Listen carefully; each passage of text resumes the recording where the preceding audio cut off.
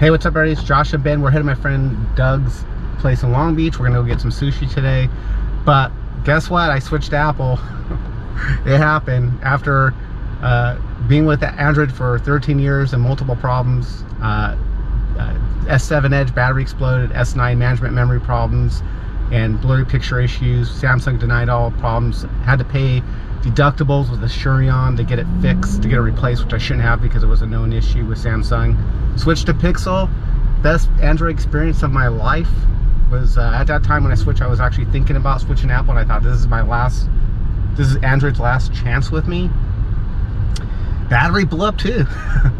And it was a known problem with Google. They knew they had a series of batteries that were expanding, I guess expanding, exploding, but they didn't explode like a bomb. It just kind of broke the screen and it finally expanded. Google made it really challenging to get the phone replaced. They did replace it, unlike Samsung. They acknowledged it, but it took a little over 3 months, I think, total time to get the final replacement phone done. By the time I switched over to Apple, and let me tell you what I like and why I switched. So here it goes. Do you have any thoughts real quick? Did you? No? Keep it going. So here it is. Let's get into one thing that nobody ever talks about, and I think this is the most important reason. If you're on the fence of switching to Apple, consider this, the price point. Androids in the old days, when I had my S3, my S5, even my S7, they were cheaper than Apple. They weren't as, Apple was still a very expensive phone. Today, the top line Samsung costs $100 more than the top line Apple. So when you go down to cost, just on the phones itself, there's no bargains with Androids. Even Apple provides a $499 Apple phone. If you want an iPhone, you can get one under $500. Still competes right there with the mid-tier Android devices. So when you go to cost, there's no cost advantage just staying with Android. Okay. So, and then if you decide you want to get Asurion, because Android doesn't provide their own like Apple Care per se. Like there's no Google Care or Samsung Care.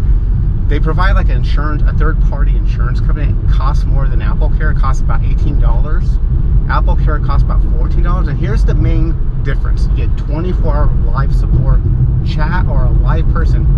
Google, Samsung, they don't really have that same ecosystem of support, so you're really going to be on your own. And here's the kicker. If you lose your phone, if you break your phone, there is a deductible to $150. The Samsung's deductibles are usually well over $300. And here is the big thing that nobody considers.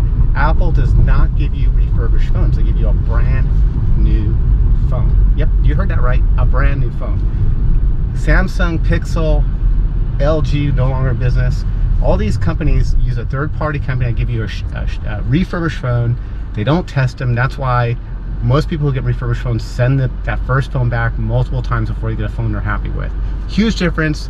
So if you go down to cost, Apple is way better value at this point than Android for multiple reasons: price, Apple Care, and the service. So I'm going to get that hands down. Okay, did I miss anything about Android?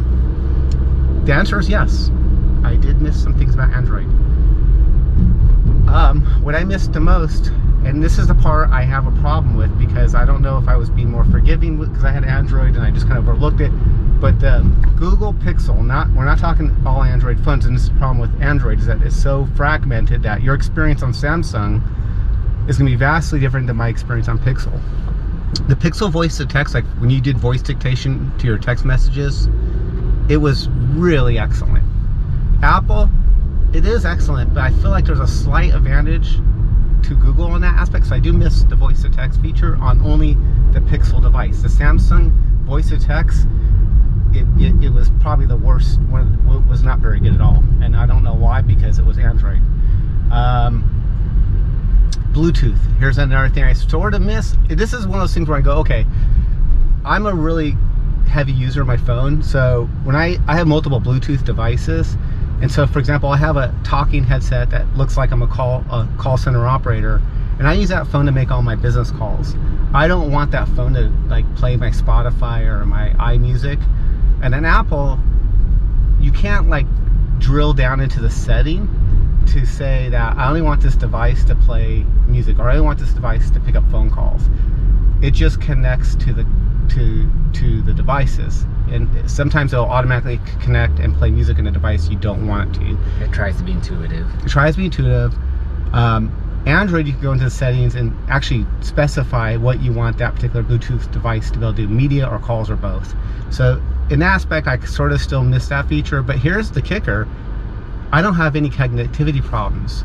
So in Apple, I never have it drop my signal. On all my Android devices, it does seem to have sometimes connectivity issues as far as Bluetooth is concerned.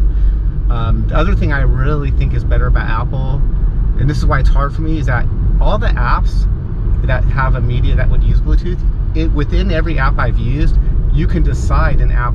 If, like, for example, you connected to some Beats headphones or your own headphones, and you get home and you want to switch it to your speaker, you do that with an app. And Android, you have to go through this whole process of disconnecting the settings and reconnecting to the new device. So Apple definitely, I think, overall gets to win in Bluetooth settings. Typing, keyboard typing, Android users, I know you guys love your Swift key, I know you love your Gboard, but I'm going to tell you right now, hands down, Apple is way better at typing. I don't even think it's not even a close comparison when it comes to the typing ability. If you're a typer, you're not a voice to texter like me. We have Swift key. Yeah, they have Swift key too. So if you like Swift key, you can use it on Apple, but I'm just going to tell you, I don't even think you wouldn't. I've used Swift key. I prefer Gboard over Swift key, but Apple has the best keyboard. Some other things that I didn't expect to have, I had a Pixel. Remember, Pixel is Google's proprietary phone. I use Google Maps. I still use Google Maps on my Apple device. I use Google Assistant. I use a lot of the Google products on my iPhone. And you know what? They work better on iPhone than they do on Pixel's own phone, and that's sad. That is really sad. One of the things that kind of dug into my gut was when I parked my car on Google Maps, it said, "You parked your car here." It did it automatically. I've never had my Pixel phone or Android device ever do that for me, but it did it for me on Apple. Never lose anything. I also like, what else do I like about Apple? But here's the real kickers. I think that overall, everything that Apple does,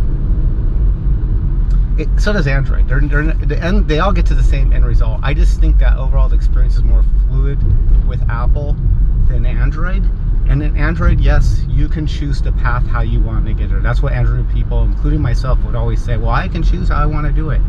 Well, yeah, but that's also why I believe Android has a lot more bugs, is that there's 4 ways to get to the same ends, and Apple tells you how to get to the same end, but the result is the same. You get to the same point you want to get to. So if you're on the fence, if you're really thinking about switching, I'm going to tell you that the first week will be rough. You'll probably kick and scream like I did. I almost threw the phone a few times. Just kidding, I didn't throw a phone, but once you get over the hurdles of learning where everything is working, I don't think you'll ever go back to Android. And iMessage, I understand why I understand why iPhone users love their iMessage. It's just way easier than any text message I've ever used. So now I've talked for too long. I'm going to tell you, if you're on the fence for buying a new phone and you've been considering Apple as a long-time Android user, I'm going to tell you hands down, I probably will never go back to Android. I hope that helps. I would never go back to Android either, because I was never a peasant, so I was never there. What? All right, thanks for watching. I forgot to mention a couple more things about iPhone. AirDrop. God, we were at a party recently in Florida, and I took a picture of like 20 people, and I obviously don't want to get everybody's phone number. You know, that's a really, and everybody's on iPhone. They turn on their AirDrop, and I just sent them the picture instantaneously, and my God, that was awesome. Accessories, like I have this new Polar Pro case, and I bought filters, and I can put my Moment lens on here, and I just feel overall there's just way more, like if you're a gadget person and you like to accessorize your phone, definitely there's going to be way more stuff for you that of quality versus any Android phone. So once again, I'm gonna leave it at, it's just another thing I've been thinking of as we're driving to our next stop. So I hope that helps. Yeah, I forgot to add in one more thing about my rant about Pixel or Google or Android versus iOS. I paid $9.98 for a Pixel 3 XL. Android stopped servicing and updating that phone 3 years. Apple and all their devices, 6 years. big difference. You know, you pay $1,000 for a phone, and you would expect them to constantly service it for at least a good 6 years. Now with Android, you're a SOL. And I just had to add it in there. Anyways, so why I left, I don't even think I summed this up, so I'm adding this in just in case it didn't make sense. S7 battery explodes. Samsung denies issues. Makes me pay deductible for Shuron to get the phone replaced. S9 managing memory problems. Blurry pictures. It's on all the forums. Samsung denies problems to fix it. Pixel 3 XL, great phone. Battery explodes. Pixel acknowledges Google made it challenging with no customer service support to get it fixed. There's just really no comparison. You really should just at this point get rid of Android. Move to Apple. That's it. I'm done. I hope you enjoyed this, and I hope it helps you make a decision. All right? Talk to you soon.